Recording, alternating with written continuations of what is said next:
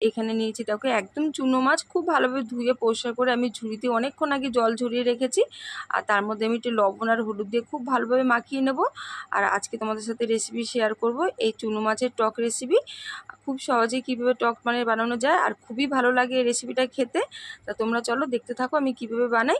তা প্রথমে দেখো কড়াতে আমি তেল দিয়ে দিয়েছি, তেলটাকে খুব ভালোভাবে গরম করে নিতে হবে। আর মাছগুলো এইভাবে খুব ঝোড়া ঝোড়া করে ভেজে নিতে হবে।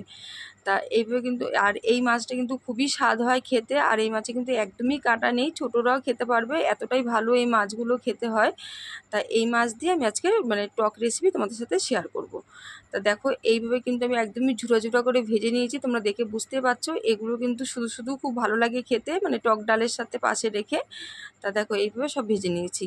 তা এই মাছটা সবসময় মানে বাজারে ওঠে না, তা যখনই চোখে পড়ে তখনই এই মাছ নিয়ে চলে আসে, এতটাই ভালো লাগে এই মাছগুলো খেতে।